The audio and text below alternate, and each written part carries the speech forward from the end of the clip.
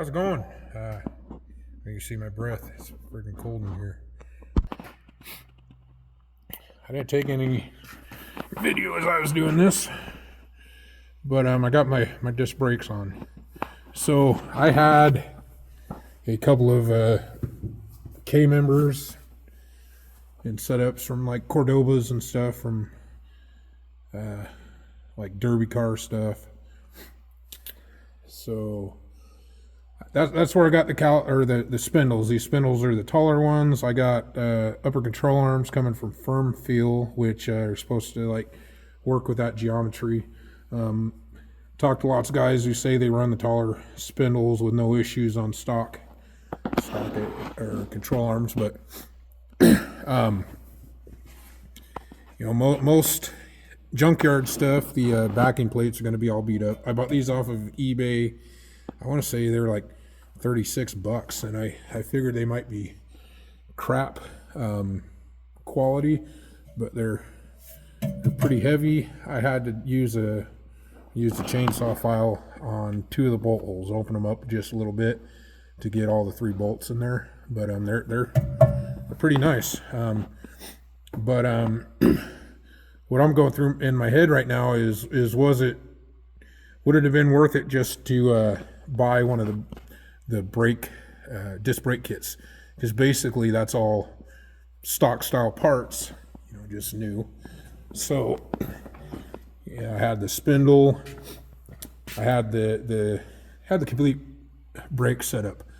My calipers I thought were good, but wound up taking them apart to clean them up, and they were nasty.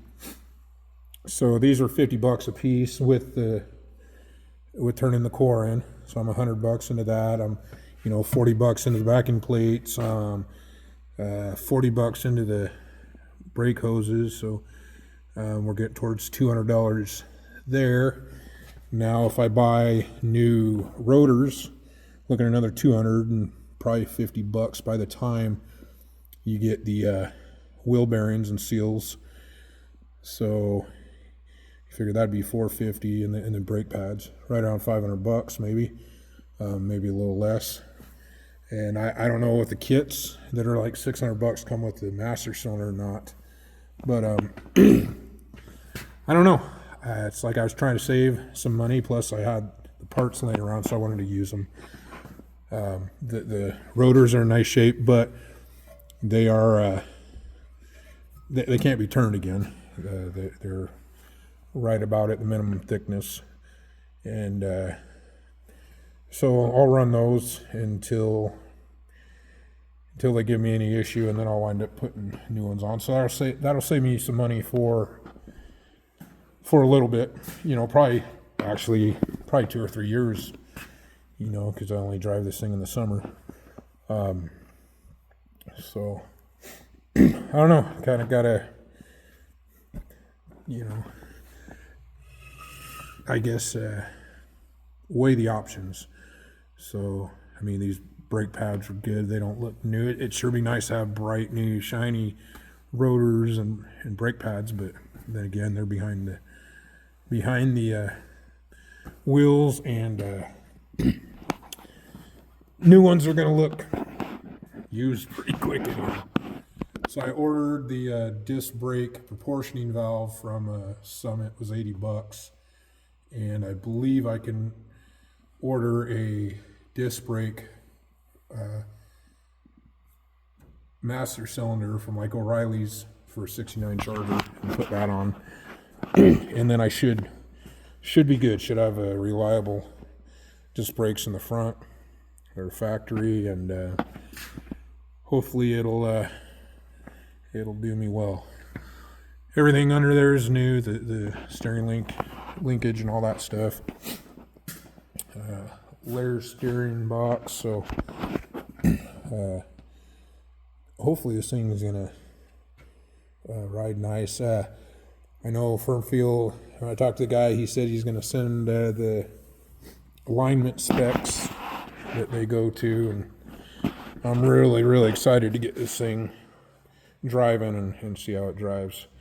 But anyhow, I think today It's cold. I'm freezing. I've already been up here for a few hours, and then a buddy stopped by, and we probably spent an hour and a half bullshitting and not doing anything. But I'd like to get the column in today, so I think that's what I'm going to do. And my fuel pump, proportioning valve, the fuel pump push rod, my front shocks, and my wire loom deals for my plug wires are coming Monday or Tuesday. So by next weekend I should have all that on. I'll have to put my carb on and run the fuel line to that. Alternator, I don't know if I'm going to use the one off the 318, just to get going, because it was good, but I'll have to go get hoses and belts. So I might be pretty close to firing it up next weekend, but I'm not gonna get too excited. I want to take my time and get everything right first. So anyhow, yeah, she's got disc brakes, and the 3-inch exhaust from TTI should ship out. It was supposed to ship out this last week. I never heard from them, so that's coming also. So anyhow, that's where I'm at. All right, talk to you guys later. Figured I'd show you what I got down here. So I got my column back in place. Put my seat in. Now I can play around and grab gears. Anyhow, I still like being a kid. Had the Suntac. I gotta clean this up a bunch still. I welded. It's all nasty. But I had to add like 3/4 of an inch to the length of that mount in order to get it to, otherwise it hit here. Now I got it on there. It's nice and solid. I'm gonna pull it back off and clean that mount up and paint it black. But that's a vintage tack I've had laying around for years, so it's kind of cool to use it. But yeah, it's getting closer. Yeah, it's pretty friggin' cool. Feels pretty bitchin' sitting here. So anyhow, next weekend, like I say, I should have a bunch of parts showed up. Get a little bit closer. Don't know if I'll have it started next weekend, but I probably won't. But probably the weekend after that. Right now I'm trying to figure out a drive shaft, which I had one out of a 67 Chrysler 300 with a 440, 727, and 8 3/4, which is actually, that's where the crank in this motor came out of. But it has like a big, almost like a flywheel looking, like harmonic balancer type thing on the back of it. I got a couple pickup drive shafts that would be close, but they're 3 inches diameter. I don't know if they'll fit in there without rubbing something. So I'm going to hike up to the back of my property and see what other stuff I have laying around. I don't want to have a whole new one built just because it'd be expensive. But if I could find a longer one that I have out of one of the C bodies that doesn't have anything weird about it, then that might work. I think I'm going to have to change the yoke on the rear end, which I'm changing gears anyways, so that actually might not be an issue. To the bigger U-joint, because the one from the C-body rear end, I think it measured like 3 5/8 from the end of the cap to the end of the cap, and the one it's sitting underneath the Studebaker there, the one that came out of here, it only measures like 3 1/4, kind of small. So, yeah. Progress. Little things popping up though, like that drive shaft that might be a pain in the butt.